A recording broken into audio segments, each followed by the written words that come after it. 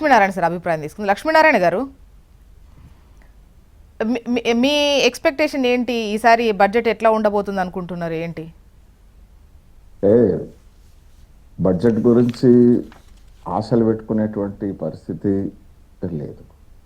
ముఖ్యమంత్రి గారికేమో ఎలక్షన్ ముందట ఇది అక్షయ పాత్ర రాష్ట్రం, ఎలక్షన్ తర్వాత ఇది నన్ను కోసుకున్నా కూడా పైసలు లేవు అన్నటువంటిది మనం చూసినాం. ఇకపోతే కొత్త ఉద్యోగాల సంగతి దేవుడెరుగు. ఉన్న ఉద్యోగులు రిటైర్ అయితే ఇవ్వాల్సినటువంటి ఇవ్వకుండా వ్యవహరిస్తున్నటువంటి పరిస్థితి మనం చూస్తూ ఉన్నాం. సో ఈ ప్రభుత్వం కొత్త ఇండ్ల సంగతి దేవుడెరుగు, ఉన్న ఇండ్లను కూల్చే దాంట్లో ఈ క్రమంలో ఉన్నటువంటి పరిస్థితి ఉంది. అంటే మింగం ఎత్తుకులేదు మీసాలకు సంపెంగను అనేటువంటిది ఈ ప్రభుత్వం యొక్క ధోరణి కనపడతా ఉన్నది. దాని వెనుక వీళ్ళ ఉద్దేశం ఏంది అనేటువంటిది మనం ఆలోచించాల్సినటువంటి అవసరం ఉంది. ఇకపోతే ఏవైతే పెండింగ్ ఇప్పుడు ఇచ్చినటువంటి హామీలు అన్నిట్లో ఇప్పుడు ఇవాళ ప్రభుత్వం గడువు జరిగింది. ఇన్ని సంవత్సరాల పరిపాలన పూర్తయింది. ఈ పరిపాలనా కాలంలో మరి హామీల అమలు ఎంత మేరకు ప్రభుత్వం వివరణ ఇవ్వాల్సినటువంటి అవసరం ఉంది. ప్రతిపక్షాలు ఖచ్చితంగా వీటి విషయంలో నిలదీస్తాయి. ఇది ప్రజల పక్షాన నిలదీసేటువంటి బాధ్యత ఉన్నది. ఆ బాధ్యతను ప్రతిపక్షాలు నిర్వహిస్తాయి. ఇకపోతే ముఖ్యమంత్రి గారు అంటే ఇందాక దత్తాత్రేయ సోదరుడు చెప్పినట్టు ఏదైతే ప్రచారం కనబడుతుంది కానీ ఎగ్జిక్యూషన్ అనేటువంటిది అది గ్రౌండింగ్ అనేటువంటిది లేనటువంటి పరిస్థితి మనకు కనపడుతున్నాయి. ఈ పరిశ్రమలు వస్తున్నాయి, ఆ పరిశ్రమలు వస్తున్నాయి, ఈ ఉద్యోగాలు వస్తున్నాయి, ఆ ఉద్యోగాలు వస్తున్నాయి. ఇవన్నీ మనకు పేపర్లలో కనబడుతున్నాయి, ముఖ్యమంత్రి గారు మాటల్లో కనబడుతున్నాయి, చేతల్లో మాత్రం కనబడనటువంటి పరిస్థితి ఉంది.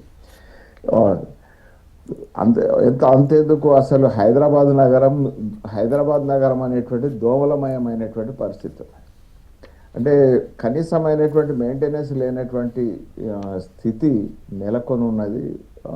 ఇది యావత్ రాష్ట్రం యొక్క పరిస్థితికి ఇది ఒక చిన్న ఉదాహరణ. అత్యధికంగా ప్రజలు నివసించేటువంటి పరిస్థితుల్లో దోమలతో కుస్తీ పట్టేటువంటి దుస్థితి ఉన్నదనేటువంటిది మనం చాలా స్పష్టంగా కనపడతా ఉన్నది. ఈ రకమైనటువంటి స్థితి ఆవేదన కలిగిస్తున్నది. మరి వీళ్ళు కప్పం కట్టడం అనేటువంటిది వాళ్ళ పరిమిత రాష్ట్రాల్లో అధికారం ఉండి అపరిమిత రాష్ట్రాల్లో ఎన్నికలకు ఇక్కడ నుంచి అపరిమితంగా వనరులు తరలిపోయేటువంటి పరిస్థితి, పార్టీ ప్రయోజనాల కోసం పార్టీ దానికోసం తరలిపోయేటువంటి పరిస్థితి ఉంది.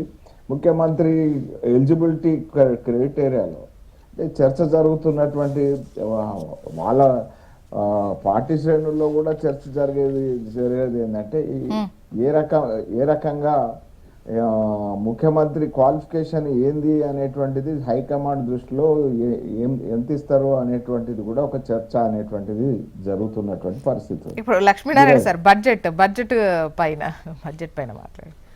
ఇప్పుడు ఇచ్చినట్టు బడ్జెట్ అనేటువంటిది ప్రభుత్వం ఇచ్చినటువంటి హామీలకు అది రిఫ్లెక్షన్ ఉండాల్సినటువంటి అవసరం.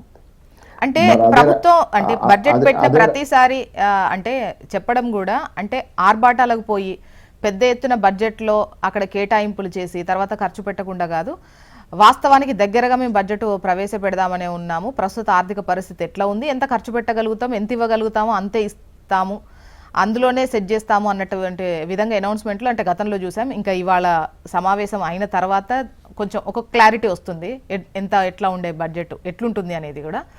సో దానిపైన మీ ఒపీనియన్?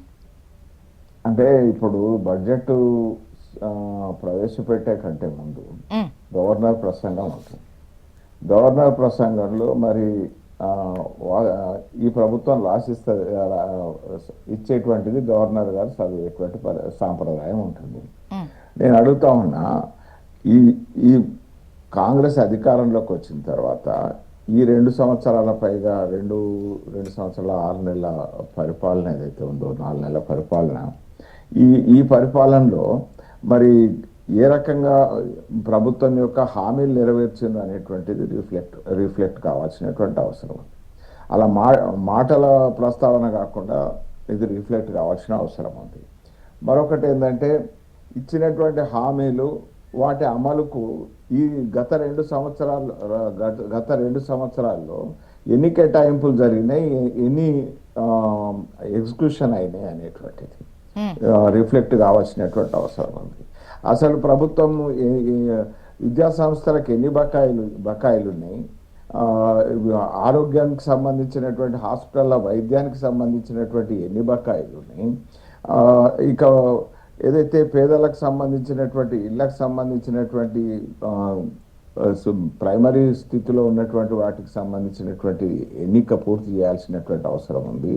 అసలు మొదటి బడ్జెట్లో ఇండ్లకు కేటాయించింది ఎంత, దాని తర్వాత వాటిలో ఖర్చు పెట్టింది ఎంత అనేటువంటిది రావాల్సినటువంటి అవసరం ఉంది. మరి అదే రకంగా ఇదైతే ఇప్పుడు ప్రభుత్వం మరి పోయిన బడ్జెట్లో ప్రవేశపెట్టిన అంచనాలు ఎంత, దాంట్లో ఆచరించింది అంటే ఎంత బడ్జెట్ ప్రవేశపెట్టారు అంటే ఎంత కేటాయించారు, ఎంత ఖర్చు చేశారు అని డిపార్ట్మెంట్ వారీగా వివరాలను కూడా వెల్లడించాల్సినటువంటి అవసరం ఉంది. ఇక అంతేకాకుండా ఈ వచ్చే బడ్జెట్ మీద ముఖ్యమంత్రి నన్ను కోసుకున్న పైసలు లేవు అన్నటువంటి ముఖ్యమంత్రి ఇప్పుడు ముఖ్యమంత్రి